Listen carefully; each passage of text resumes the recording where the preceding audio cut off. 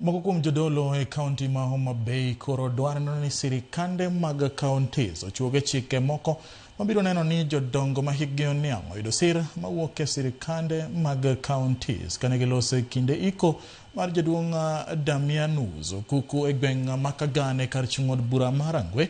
Jodongo wacho ni kata odoko ni sirikal mamalo ni kod chenro mar siro jodongo to thothgi ok yud sir ma kawuono kendo gikale ngima matek mokalo. Bishop Gordon Odongo okoni en kinde ma jodongo bende onego yud sir mana kaka jotelo osebedo ka timo ne grube mag mine kod rawere e gwenge mopogore opogore. Kuom mano gikwayo sirikande mag counties mondo ka ber to onene gichuogo chike moko mabiro neno ni jodongo oyudo sir mag joma tindo, lakini jodongo chalo gimowe oko. Dang' akwa mondo our governors komakore kod MCS mag county nyalo kalo chik moro e od bura kanyo mondo ochuogi gimoro, ochuogi omenda moro from county.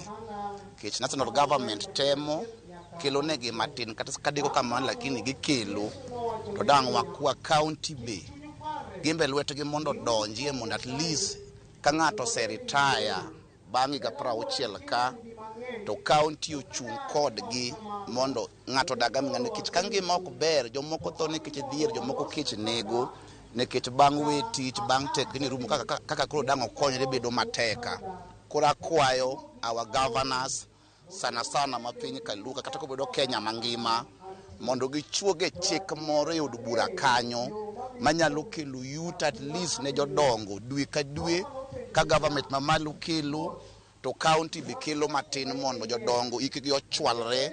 Waher mondo sirikal ochung'e kod jodongo, obed jodongo mamine kata jodongo machuo. Sirikal ochung' kodgi ka temo miyo gi kony mondo ngimagi omedre, mondo chope higa ma jaduong' ochopo mondo chieng' moro ng'at machielo ochako we legacy kaka jaduong' we legacy maduong' e Kagane ka.